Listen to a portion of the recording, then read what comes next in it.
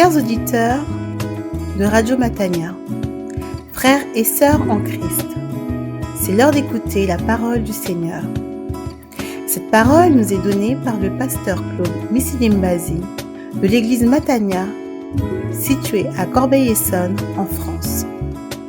Elle a pour titre « Christ nous libère du siècle présent » et pour texte de référence Galates chapitre 1 du verset 1 à 5. Je vous conseille d'être attentif et surtout de ne pas hésiter à prendre des notes.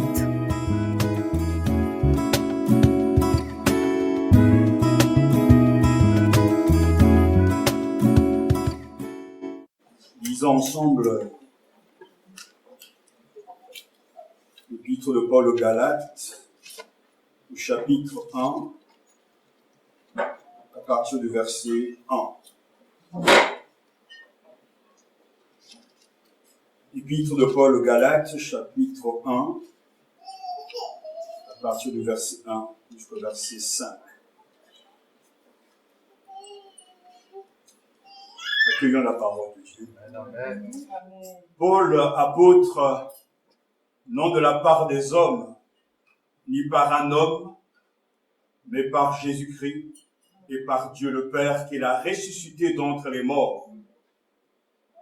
Et tous les frères qui sont avec moi aux églises de la Galatie, que la grâce et la paix vous soient données de la part de Dieu notre Père et du Seigneur Jésus-Christ, qui s'est donné lui-même pour nos péchés, afin de nous arracher au présent siècle mauvais, selon la volonté de notre Dieu et Père, à qui soit la gloire au siècle et des siècles.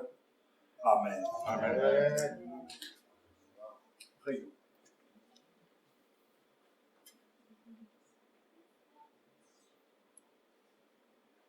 Nous avons commencé ce culte avec ce chant, nous entrons dans ta présence.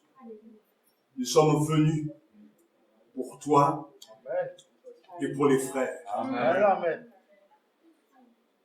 Nous avons, Seigneur, exprimé notre joie de t'appartenir, d'être tes enfants, tes serviteurs. Tu nous as vus, tu nous as accueillis et tu nous as écoutés. L'heure est venue maintenant pour nous d'être écoutés, car nous sommes venus ici pour être enseignés, être transformés et pour être guéris. Amen. Nous voulons repartir de ce lieu avec une plus grande émotion, une plus grande crainte de toi. Amen. Et un flot de louanges et d'adoration en ton honneur. Père, par Jésus-Christ, notre Seigneur et Sauveur, fais-nous du bien via ta parole et donne gloire à ton nom, au nom de Jésus-Christ. Amen. Amen. Bienvenue à tous. Comme Paul aux Galates, j'exprime aussi là ma joie de vous accueillir au nom du Seigneur. Que la grâce et la paix vous soient données de la part de Dieu notre Père et du Seigneur Jésus-Christ. Amen, amen. Amen.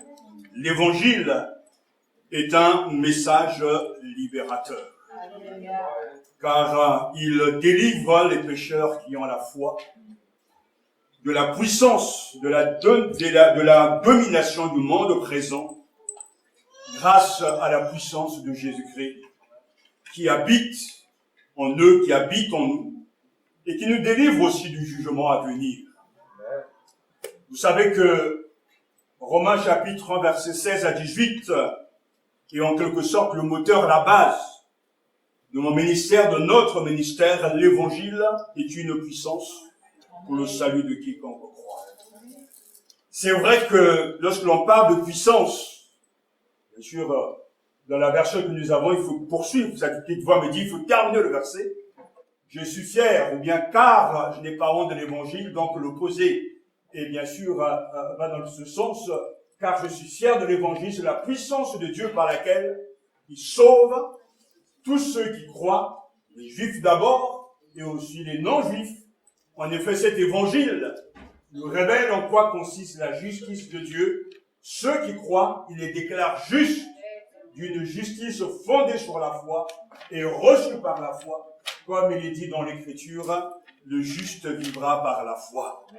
Mais c'est vrai que le kérigme, l'évangile de Gagnon, la bonne nouvelle, est une puissance, la puissance de Dieu pour le salut. Paul reste en tout cas cohérent lorsqu'il s'adresse aux chrétiens et dans ses salutations, comme d'habitude, il donne ses propres références, mais il donne aussi le fondement, l'autorité de son apostolat, ni par un homme, mais par Jésus-Christ et par Dieu le Père, qui a ressuscité d'entre les morts. Cette salutation, ces salutations en tout cas, nous donnent de comprendre et de anticiper tout ce qu'il va dire. Car après, donc, les salutations d'usage de l'apôtre souhaite et donne en tout cas la bénédiction au peuple de Dieu et poursuit au verset 4 avec donc cette affirmation qui s'est donné lui-même pour nos péchés afin de nous arracher au présent siècle mauvais selon la volonté de notre Dieu et Père à qui soit la gloire au siècle et des siècles. Amen. Ainsi, oui, en Galates chapitre 1, verset 4, nous venons de le lire et nous voulons encore le dire et le redire. Christ s'est donné lui-même pour nos péchés afin de nous arracher du présent siècle mauvais. Il est important de retirer de ce seul verset 4 pensées. D'abord, Jésus-Christ lui-même s'est donné pour nos péchés. Ensuite, afin de nous délivrer, de nous faire sortir de la domination qui pèse sur nous. Ensuite, cet âge est un siècle mauvais. Et enfin, la rédemption est le dessein propre de Dieu. Commençons avec cette affirmation que cet âge est un siècle mauvais. Christ s'est donné lui-même pour nos péchés afin de nous arracher au présent siècle mauvais.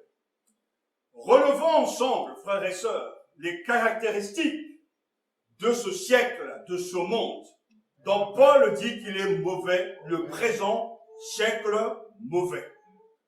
La Bible divise l'histoire en deux ères. Le siècle présent, qui a commencé au moment de la création, qui continue, qui est dominé par le mal, et le siècle à venir, l'âge à venir, le monde de Dieu qui arrive et que Jésus-Christ a inauguré lorsqu'il est venu sur cette terre et qu'il a prêché le royaume des cieux. Lui-même dit que le temps est accompli, le royaume de Dieu s'est approché, repentez-vous et croyez en la bonne nouvelle. Donc le siècle qui a commencé à la création, qui a été donc contaminé par le péché, qui perdure, et dans ce siècle qui est mauvais, et nous verrons que ce siècle, ce monde, cette terre est habité, animé par Satan. Le Christ a fait irruption dans ce monde et il a imposé la puissance du monde à venir. Le fait que Jésus a chassé les démons, le fait que Jésus a pardonné les pécheurs, le fait que Jésus a ressuscité les morts, et c'était des preuves, une démonstration que le monde à venir est plus puissant que ce monde qui est là, et dont le prince de ce monde en est donc, Satan en est donc le prince. Ce qui caractérise ce monde, Paul dira que ce siècle mauvais, ou arraché au présent siècle mauvais, cet âge, ce monde, est un siècle mauvais, caractérisé par le péché et l'injustice. Nous devons nous rappeler que le temps présent est mauvais. Pour les hommes, à cause du péché, mais Dieu le maître, alléluia, des temps, il trouve la gloire qui lui appartient Car au verset 5, l'apôtre Paul dit, à qui soit la gloire au siècle des siècles. Amen. Ce matin, avant de voir la bonne nouvelle que Jésus apporte, car il est venu pour nous arracher de ce présent siècle mauvais, ayons le courage de regarder ce siècle en face. C'est un âge dont les hommes ont besoin d'être délivrés. Délivrance qui ne peut s'accomplir que par la mort du Christ. L'apôtre Paul écrit Éphésiens chapitre 2, versets 1 à 2, où il donne là le caractère de cet âge. Il le dit, et il vous a fait revivre quand vous étiez morts par vos fautes et vos péchés, dans lesquels vous marchiez autrefois, suivant l'âge de ce monde. Dans ce verset, les deux mots âge et monde sont employés, mais ne sont pas synonymes, car il y a le monde tel qu'il est, et il y a aussi l'âge dans l'époque dans laquelle nous vivons. Et Paul, j'espère que tout le monde me suit, parce qu'il était très important. Paul dit très clairement, il vous a fait revivre. Quand vous étiez morts par vos fautes et vos péchés, dans lesquels vous marchiez autrefois. Cela implique qu'il y a un maintenant. Suivant l'âge de ce monde, selon l'esprit de ce monde, et l'âge de ce monde est marqué du sceau du prince de la puissance de l'air, c'est-à-dire Satan. Nous étions de leur nombre et nous vivions autrefois selon les convoitises de notre chair, accomplissant les volontés de la chair et de nos pensées, et nous étions par nature des enfants de colère comme les autres. Éphésiens chapitre 2 verset 3. Regardons, frères et sœurs, ce qui se passe, car un chrétien est différent de sa vie d'avant. Un chrétien ne peut pas être la même personne au moment où il rencontre Jésus-Christ. Il devient une créature nouvelle. Et comme nous l'avons entendu maintes fois, il y a toujours un jadis, il y a autrefois, il y a un maintenant. Autrefois, on vivait et on suivait donc la chair, ce qu'on appelle les convoitises de notre chair, et accomplissons les volontés de la chair et de nos pensées. Et nous étions par nature donc des enfants de colère comme les autres. Quand l'apôtre Paul parle de la chair, nous connaissons ses œuvres. Galates chapitre 5, verset 19, verset 21, il est écrit, ce que les désirs mauvais produisent, on le voit bien, ils mènent une vie immorale et mauvaise, ils se conduisent n'importe comment, ils adorent les faux dieux, ils pratiquent la sorcellerie, ils détestent les autres, ils se disputent, ils sont jaloux, ils se mettent en colère, ils cherchent à passer devant tout le monde, ils se divisent en partis et en groupes opposés, ils veulent ce que les autres possèdent, ils boivent trop, ils mangent trop, et ils font encore bien d'autres choses semblables. Je vous avertis, et je l'ai déjà dit, ceux qui font ces choses-là n'auront pas de place dans le royaume de Dieu. Ce siècle présent est mauvais.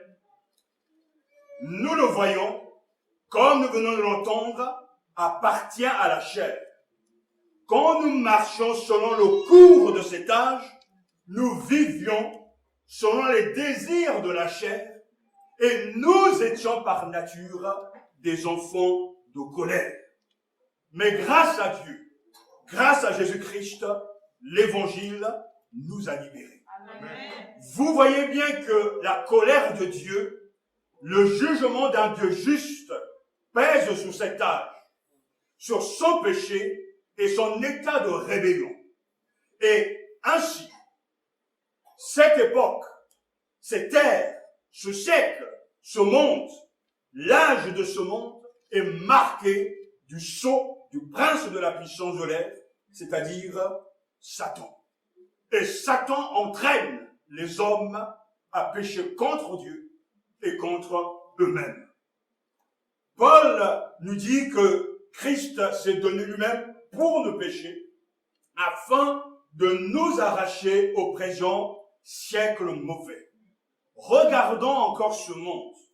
Dans la parabole du sémeur, il est dit, Matthieu chapitre 13, verset 22, « Celui qui a reçu la sémence parmi les épines, c'est celui qui entend la parole, mais en qui les soucis du siècle et la séduction des richesses étouffent cette parole et la rendent infructueuse. » Les soucis du siècle et la séduction des richesses étouffent la puissance de la parole de Dieu.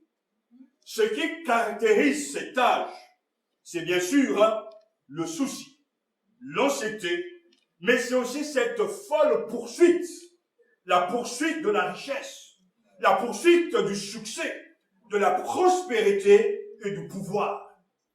Tout ceci fait partie donc de cet âge, de cette ère, de ce siècle. C'est le propre de cet âge d'étouffer l'œuvre de la parole de Dieu.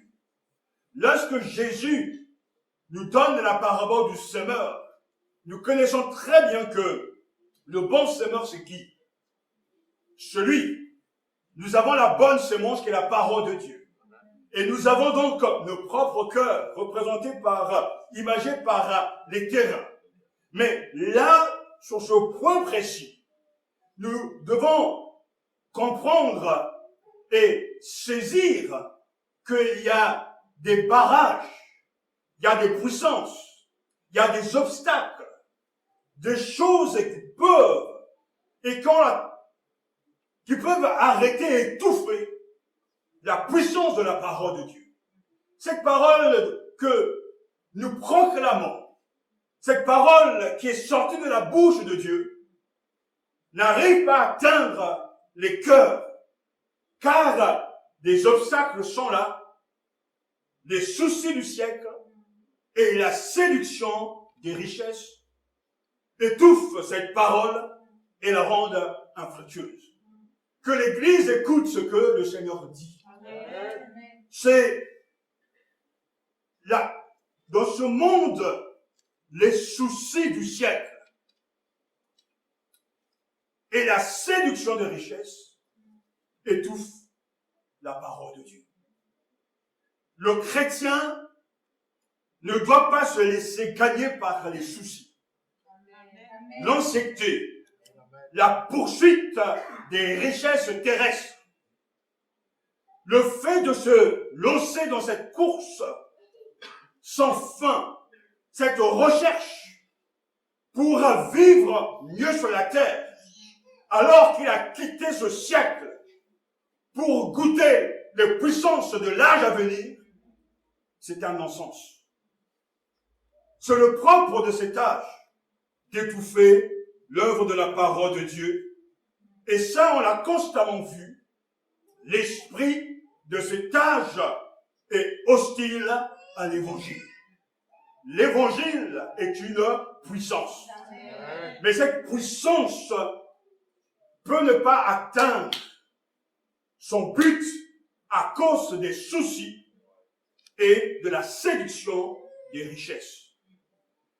Quand on prêche l'évangile, on a souvent l'impression, j'ai eu souvent cette impression, que cette fois-ci c'est bon. On a compris. On est dedans. On est sauvé. On est transformé. Ils entendent. Ils paraissent même le recevoir et ils réagissent quand même avec beaucoup de joie, beaucoup d'euphorie.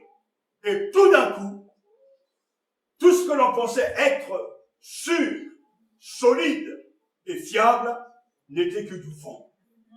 Car entre-temps, les soucis, les intérêts du siècle les pressent et ils ne sont plus prêts à payer le prix, à suivre le Christ, car les soucis et les besoins légitimes, mais qui nous viennent des dieux, des idoles, ont pris le dessus sur la parole de Dieu.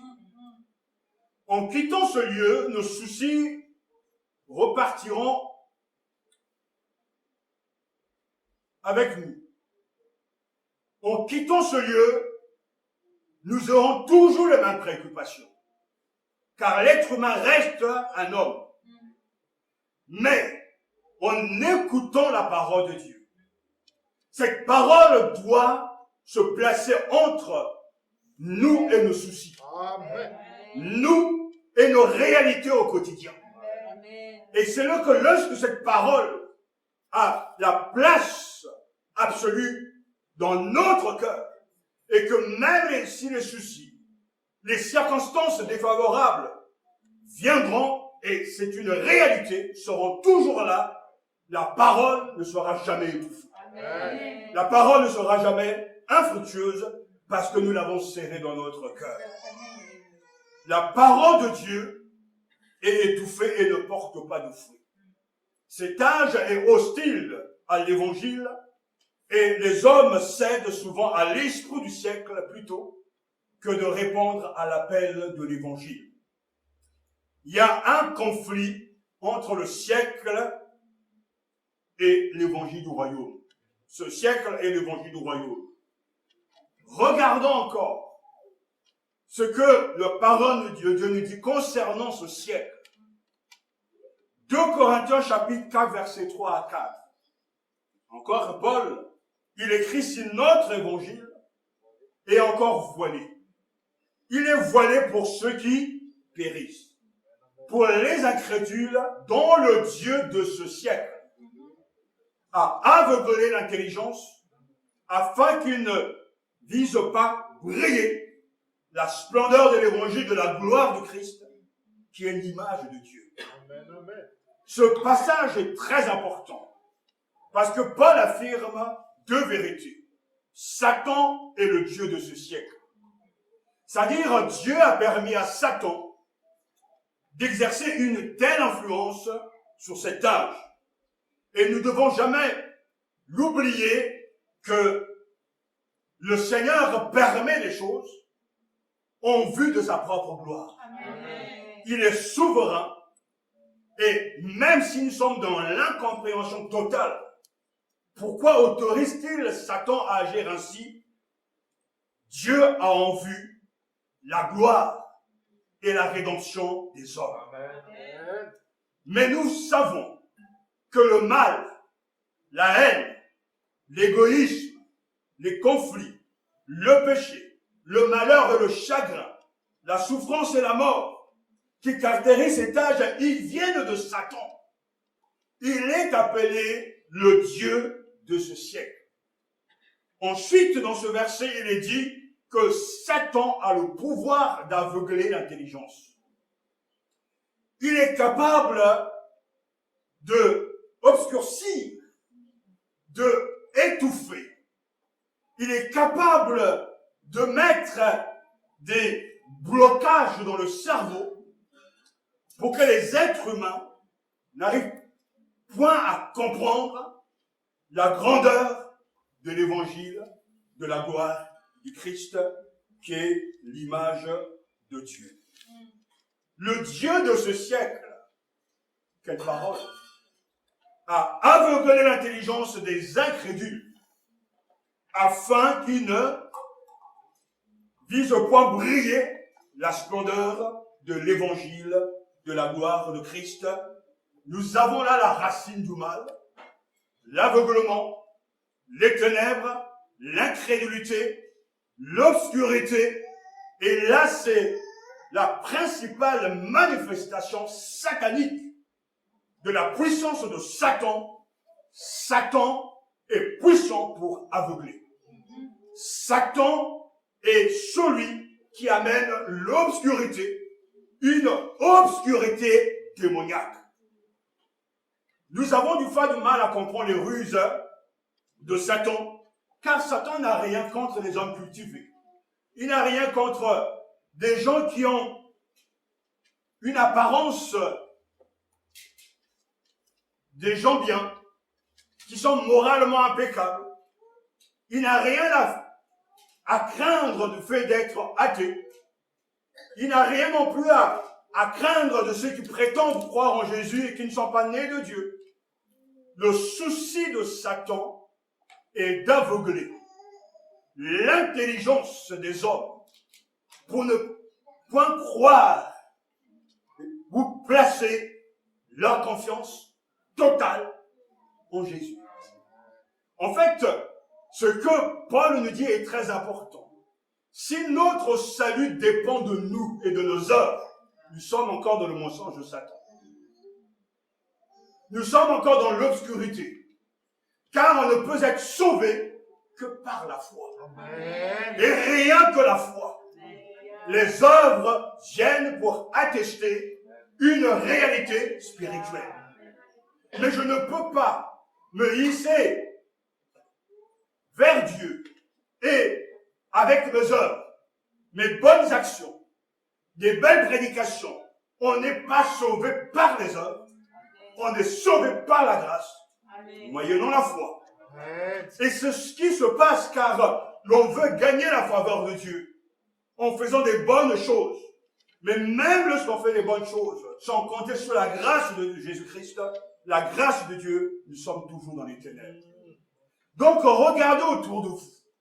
Les ténèbres sont là car nous sommes dans cet âge gouverné et dirigé par le diable. Et il fait tout pour ne pas ouvrir les yeux. Avant, je ne m'intéressais pas à ce qui se passait ailleurs. Je ne regardais pas ces vidéos qui nous étaient envoyées. Mais de plus en plus, je m'intéresse à ces choses. Et les bras m'en tombent. Parce que mon beau-frère m'a envoyé une vidéo d'une église en Afrique. Où les gens, et il y avait beaucoup de monde, les gens étaient dans la salle. Le pasteur avait une arme, d'autres avaient des machettes, d'autres avaient d'autres instruments, des outils, et ils chassaient, je ne sais pas quel démon avec ces choses-là. Ils devaient marcher sur ces choses-là. Et je me dis, mais ils sont devenus fous. Depuis quand on chasse le diable avec des armes charnelles, ce n'est que par la puissance de la louange, la prière et une vie qui a endossé l'armure de Dieu pour pouvoir tenir ferme contre les œuvres du diable. Le diable a aveuglé l'intelligence. Les gens sont devenus fous même dans les églises. Ils interprètent mal les Écritures. Ils les appliquent mal. Et les gens suivent bêtement, et je le dis bêtement, ces choses, ces enseignements sont une remise en question de l'exactitude et de l'autorité des Écritures. Frères et sœurs, le diable est vraiment à l'œuvre. Et tant qu'il peut obscurcir l'intelligence et que vous ne vous attendez pas à Jésus-Christ, il a gagné. L'évangile ne nous parle pas d'un bien-être terrestre. L'évangile nous parle d'un siècle à venir. L'évangile nous parle d'un Messie crucifié et crucifié seul. Et partout un prédicateur, quelle que soit sa renommée, met de côté le Christ crucifié, c'est un menteur.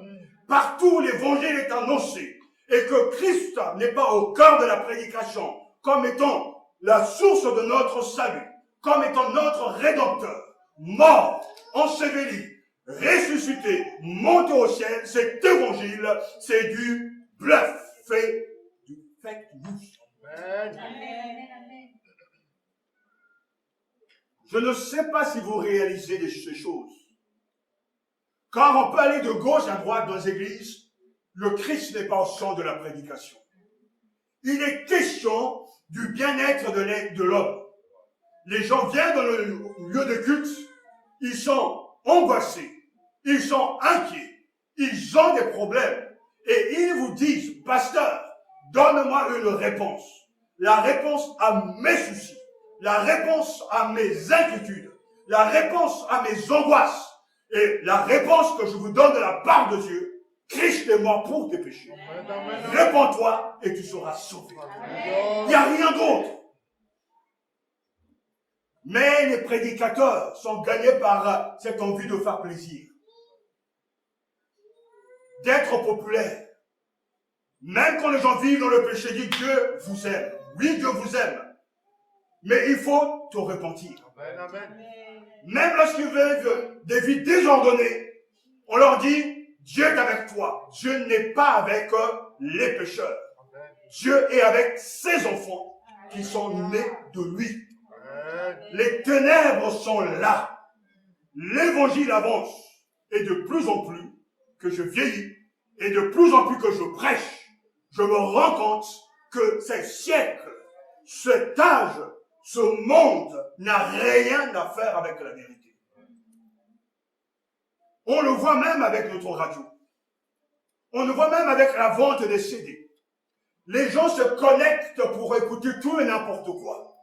Mais prenez simplement la Bible et enseignez-leur que la Bible. Ça ne les intéresse pas. On veut des émotions. On veut de l'agitation.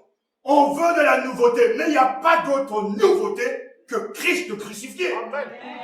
Et c'est là la puissance de Dieu.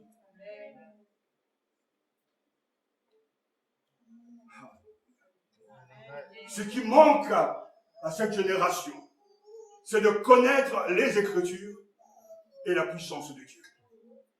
Je crois que dans les églises, il y a ceux qui connaissent un peu les Écritures, mais qui n'ont pas expérimenté la puissance de Dieu. Et il y a ceux qui prétendent avoir expérimenté la puissance de Dieu, mais qui ne connaissent pas les Écritures. Jésus dit de connaître les Écritures et la puissance de Dieu. Car notre expérience découle de la connaissance biblique. Et c'est qu'à partir des faits bibliques que nous pouvons expérimenter et vivre la vie chrétienne. Nous sommes dans ce monde, mais nous ne sommes pas du monde. De ce monde. Et le chrétien est celui qui connaît et qui a pris conscience que ce siècle, ce monde est gouverné par Satan. Je suis de plus en plus étonné parce que je m'intéresse à beaucoup de choses ces derniers temps. Même lorsque je regarde les télévisions et je vois l'évolution dans le temps. Aujourd'hui, voir des seins d'une femme, voir un corps nu, voir des homosexuels s'embrasser, ou voir, etc. C'est devenu tellement courant. Plus rien ne nous choque. Les gens n'ont même plus peur de dire qu'ils sont homosexuels, alors que dans le passé, il y a quelques années, tout ça c'était interdit. Les gens n'ont pas peur de montrer qu'ils fument, qu'ils aiment la drogue, qu'ils aiment l'alcool. Enfin, le monde est en train de s'ouvrir à tout. Je n'arrive même plus à compter le nombre de films, de séries qui ont pour sujet la sorcellerie, la magie. Et d'ailleurs, c'est ce qui, en tout cas, marche le mieux, c'est d'affirmer que je suis au service de Satan. Il y a des artistes qui n'ont pas peur de dire qu'ils ont vendu leur âme au diable pour avoir du succès. Et de plus en plus de jeunes copient ces choses. On voit dans les clips des images, des gestes qui sont liés aux choses occultes. Et je regardais un petit film et j'ai dit à ma épouse, mais ça, c'est ce qui se passe dans le monde des ténèbres. C'est satanique, c'est diabolique. Pourquoi je me suis en souvenu? Parce que quand j'ai fait des délivrances par la grâce de Dieu dans le passé, je vis des manifestations diaboliques de la même source, de la même manière. Ces gens sont au service de Satan et ces choses pleuvent, entrent et souillent l'âme et repoussent les hommes à rechercher Dieu. Satan est puissant. Et il est dans le monde. Et il est le Dieu de ce siècle. Il est ici ce matin. Et il fait tout pour que tu n'écoutes pas. Que tu ne entres pas dans la juste compréhension. Et je sais qu'il est tellement malin qu'il arrive même à mettre dans le cerveau des gens des choses que moi je ne dis pas. Comme cet homme, un jour qui me dit, pasteur, tu as dit ça. Mais je n'ai jamais dit ça. Parce que quand il est là, les mauvaises pensées, les contradictions pénètrent son cœur et son esprit, au point de ne pas se concentrer sur la parole de Dieu. Oh frères et sœurs, la bonne nouvelle, c'est que Christ est venu pour nous sauver de ce siècle mauvais.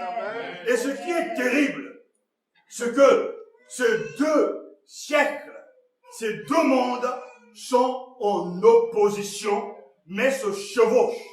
Ce siècle, nous y sommes, mais le siècle à venir, nous sommes en train de en goûter des fruits. Ce qui veut dire que le chrétien est dans le maintenant, mais pas encore. Le pas encore viendra avec force, avec puissance, avec joie. Et quand le royaume viendra, le royaume va balayer la maladie, le péché, Satan. Mais maintenant, avant que ce jour arrive, nous sommes déjà dans l'ère de Dieu. Pour ceux qui sont en Jésus-Christ et qui ont été affranchis, pardonnés, justifiés, grâce à Jésus-Christ, ils ont déjà goûté les puissances à venir, les puissances du royaume des cieux. L'âge présent s'oppose à l'âge à venir, et marqué par le péché, par la corruption et la mort. Mais l'âge à venir, par contre, c'est l'âge final où la justice, l'incorruptibilité, la perfection et la vie sont présentes. Gloire à Dieu, mon royaume est déjà là. Et il est palpable, dira Jésus, il est visible. C'est par le doigt de Dieu que je fais ces choses. Alors que ce que le royaume a fait irruption dans le monde des hommes et a cassé le système, la continuité du mal pour imposer la puissance d'une vie nouvelle.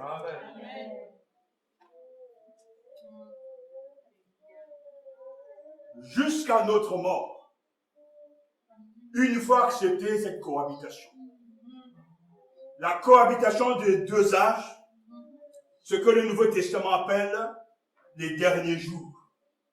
Et la Bible dit que dans les derniers jours, je répandrai de mon esprit sur tous.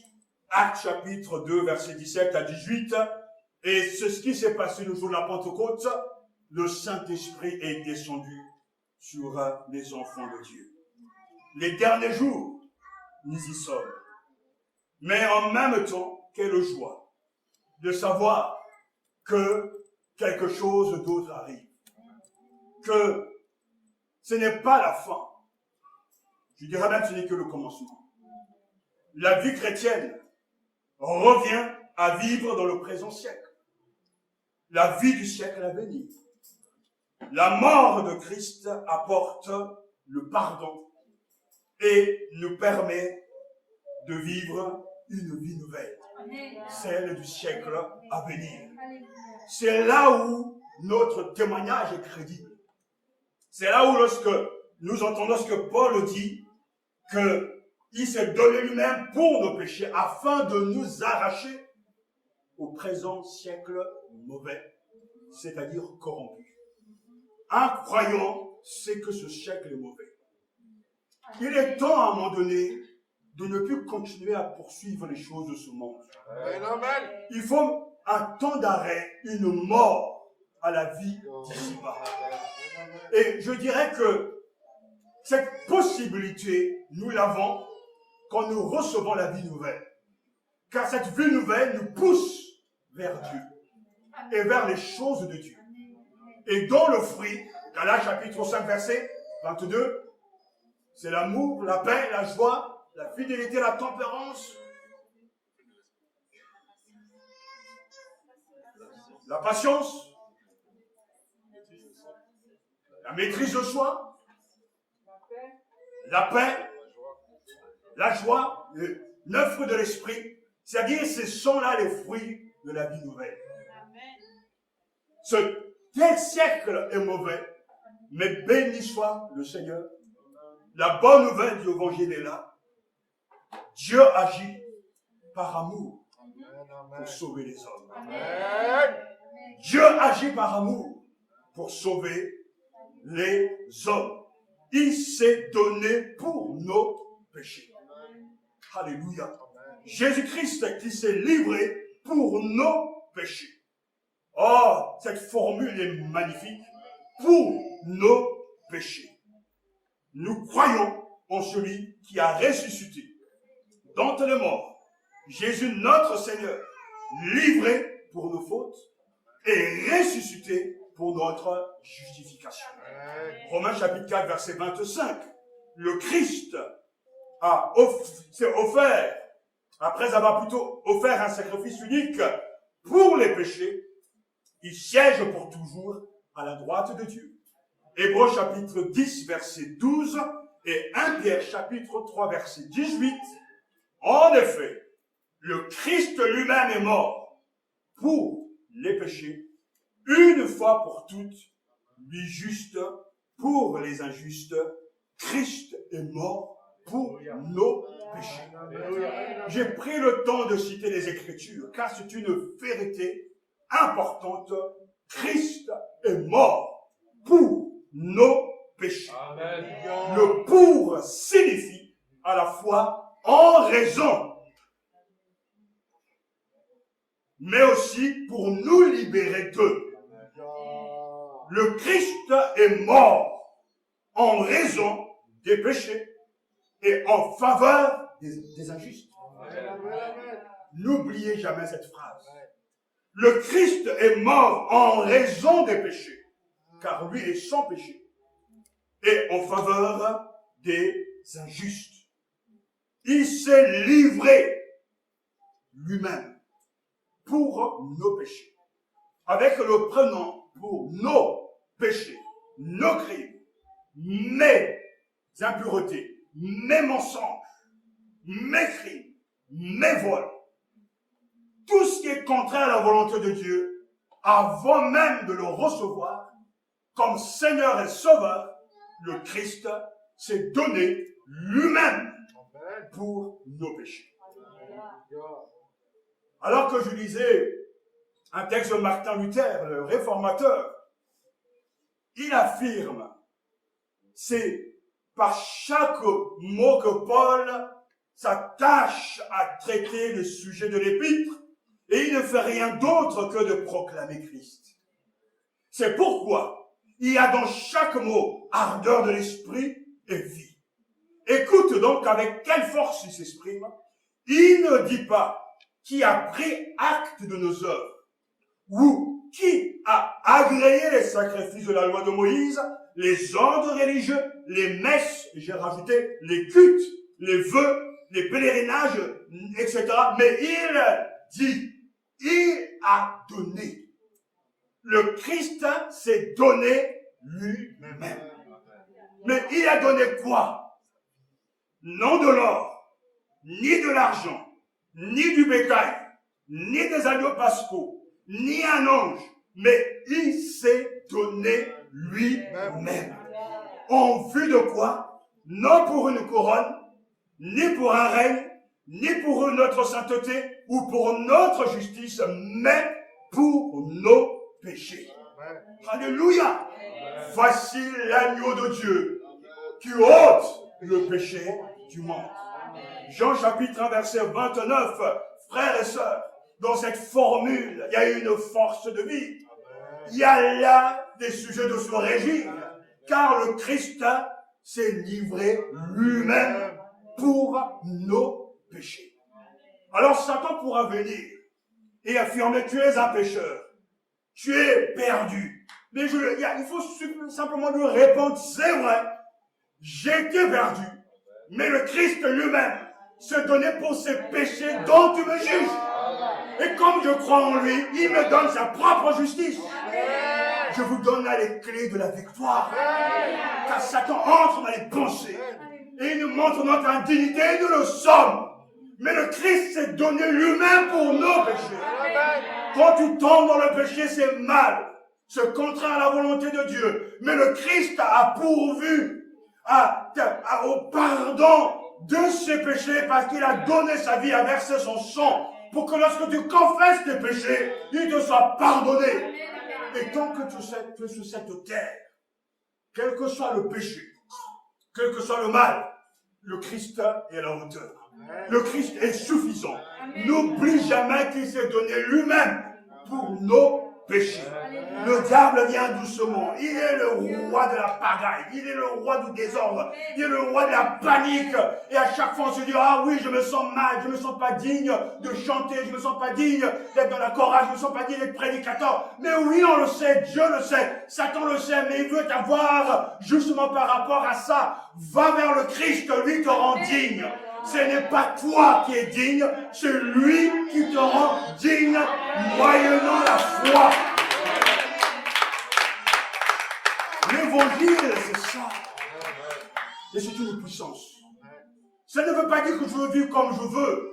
Romains chapitre 5, 6, 7, 8, non. Mais celui qui a reçu la grâce, qui est régénéré, qui maintenant est passé des ténèbres à la lumière, aime ce qui est dans la lumière. Amen.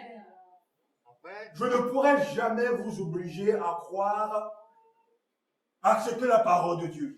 Ce n'est ni mon rôle, ni mon but, et je ne le ferai jamais. Mais je vais vous encourager à croire, mais tout en comptant sur le seul qui soit capable de vous aider à le faire, le Saint-Esprit.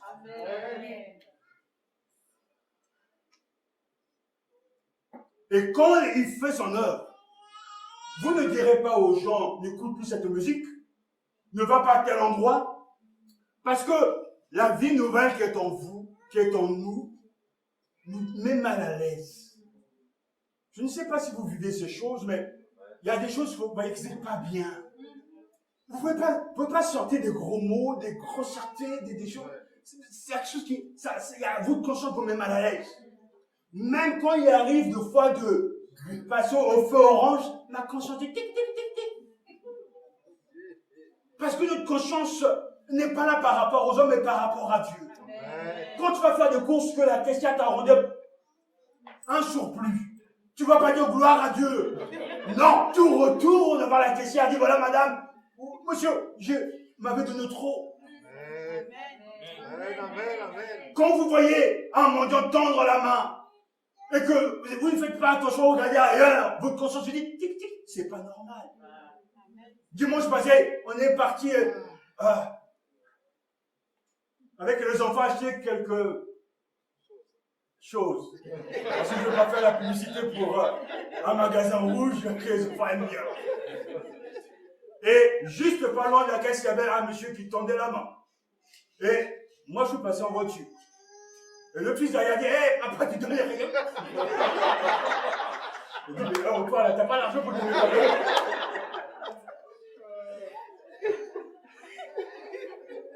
J'ai fait marche arrière. J'avais des pièces et je les ai données. Alléluia. Quelquefois, une petite voix qui vous anime, qui vous met mal à l'aise. Et cette petite voix s'appelle la voix de la conscience. C'est la voix du Saint-Esprit. Tu peux être seul chez toi, tu dis personne ne me voit. Mais ce que tu es en train de faire, ta conscience te dit, il y a un truc qui ne va pas. Tu n'es pas bien, tu n'es pas à l'aise. Tu es au téléphone, tu es en train de raconter des choses, la petite voix te dit, ah, c'est pas bien ce que tu dis. Mais au lieu d'écouter, la petite voix dit, non, j'ai raison. Et vous savez ce qui se passe, cette petite voix se calme. Et à un moment donné, elle ne fonctionne plus. C'est la preuve que vous êtes mort. La vie nouvelle, c'est autre chose. J'aimerais tellement vous encourager ce matin que Dieu agit par amour pour sauver les hommes, qu'il nous a sauvés et que le Christ l'a fait pour nous arracher du siècle présent, corrompu, et pour nous amener dans sa gloire. Car la raison de son œuvre, de son amour, c'est de nous arracher. Oh, Paul le dit très clairement, cette vérité, seul Jésus peut nous arracher de ce siècle mauvais. Le terme grec, j'ai pris du temps pour l'étudier, il est fort, parce qu'en fait, nous arracher de la domination. Ce siècle-là nous domine. Il nous impose une manière de vivre, il nous impose une manière de voir les choses, il nous impose un système de pensée, une conception, une philosophie de la vie, mais le Christ nous arrache de ce siècle présent. C'est un mot fort. Il nous arrache. C'est comme ce mot est utilisé pour dire si ton œil est pour toi une occasion de chute, arrache-le. Donc le Christ vient nous arracher de la domination de ce siècle présent. Et ce matin on a entendu, oui, soyez toujours joyeux. Mais il y a des ennemis par rapport à la joie.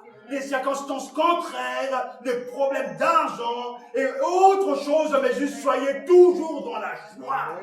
Et le Christ nous a arrachés de ce siècle inquiet, de ce siècle qui panique, de ce siècle qui a peur. Mais celui que ton Christ est arraché de la domination de ce siècle présent sous le contrôle de Satan, qui est un souffle de la colère, de l'inquiétude. Et comme je regardais le journal, il dit, mais reconfinement.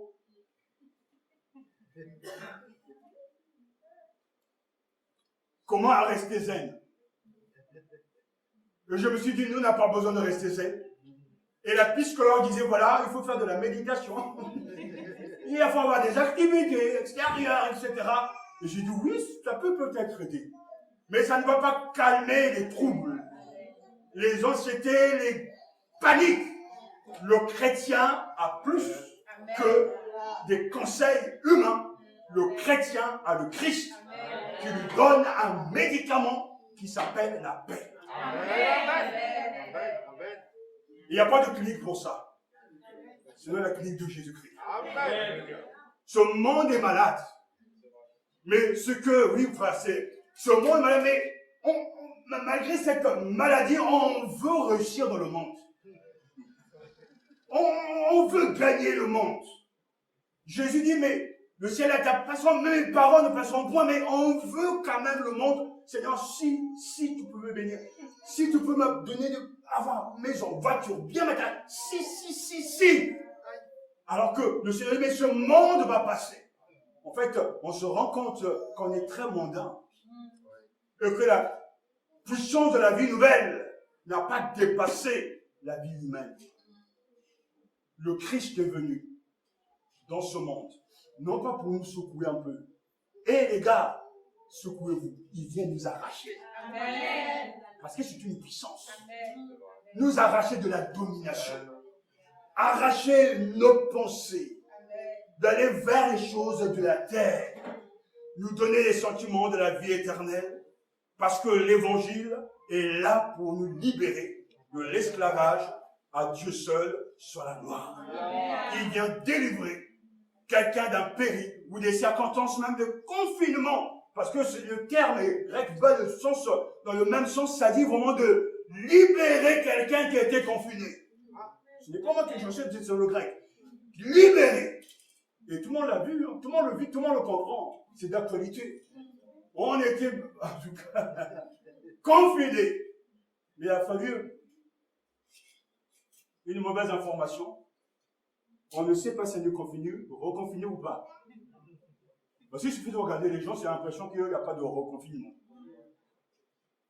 Mais le premier confinement a été très respecté. Et tout le monde avait des conséquences. Le taux de suicide a explosé. Les angoisses, les maladies psychiques, les problèmes. Quand quelqu'un est en prison, il n'a qu'une seule envie, c'est d'en sortir. Le Christ est libérateur. Dans le sens qu'on était confiné sous la domination d'un tyran qui est Satan, le prince de ce siècle. Il est venu dans ce monde, il est entré dans cette prison et il nous a arrachés. Et au moment où je vous le dis, ça me fait penser à ce film que je parlais avec notre fiston, la dernière fois, il me montrait les Spider-Man, les Marvel. Comment ça s'appelle déjà? Nathan. Le petit c'est Nathan, c'est Nathan. Donc il est venu me faire voir les Spider-Man. Et moi je suis un fan de Spider-Man. Ne me dites pas ma femme parce qu'elle dit que il faut grandir un peu. Je dis, je reste un enfant. J'aime Spider-Man. Alors, il m'a montré Spider-Man et on a commencé à discuter. Moi, je faisais aussi des choses. Il était content, il était dans notre, avec le code. Et puis, à un moment donné, il dit, tu sais qu'il y a maintenant un Spider-Man noir. Et je lui dis, mais oui, je me souviens de ce Spider-Man noir, c'est gris. Ça fait partie justement d'un de ces films où on le voit, il est en noir avec des dents bizarres. Et le vrai Spider-Man veut le sauver de cette situation. Et il fait tout. J'aime bien cette image. Parce qu'il est dans, il fait tout pour le sauver. Il est dans cette case, il met des bâtons partout, bam, bam, bam, et il est à l'intérieur. Alors le vrai Spider-Man est là, il tire, tchouf. Mais l'autre il veut pas. Il en marque, tchouf. Et là il veut pas. Donc il fait tout pour le sauver. Et cette image j'aime beaucoup parce que c'est une réalité. Dieu veut nous sauver, mais je dis moi je veux rester dans ma prison. Je veux mon pouvoir. Je veux être méchant. Alors que le Christ veut sauver, il veut nous arracher. Lui, il veut que. Il finit par mourir. Est-ce qu'il y a des... Il y a des gens insauvables, c'est ça? J'ai un vote amour qu'on ne peut pas sauver, des insauvables. Malgré que tout ce que Christ a fait, ils aiment le mal. Ils veulent rester dans leur état. Mais ce matin, frères et sœurs, notre Spider-Man, le Christ, il veut t'arracher. Enlève cette tenue noire, sombre, des ténèbres, entre dans la lumière de Dieu. Il s'est offert lui-même pour nous arracher de la domination. Alléluia. De la domination de ce siècle présent. À lui soit la gloire. À lui soit la gloire. Au siècle et des siècles. Tel est l'évangile, frères et sœurs. Il s'est donné selon la volonté de Dieu notre Père. Telle est réellement la motivation du Seigneur. Il s'est donné selon la volonté de Dieu notre Père. La mort du Christ n'a pas été un accident historique ou une échappatoire, mais elle a eu lieu selon la volonté de notre Dieu pour nous délivrer. La croix est au centre. La croix est au centre de la foi chrétienne. Alléluia. Oh, à qui soit la gloire au siècle des siècles. À lui soit la gloire pour son action. Voilà le message de ce matin. L'évangile est un message libérateur, car il délivre des pécheurs qui ont la foi de la puissance, de la domination du monde au présent. On a-tu fait l'expérience? Reconnais que ce monde est sous le pouvoir de Satan. Souviens-toi que le Christ s'est donné lui-même pour nous arracher de ce siècle présent. Souviens-toi qu'il a fait pour sa gloire, pour la gloire du Père, et que cela fait partie de la volonté de Dieu.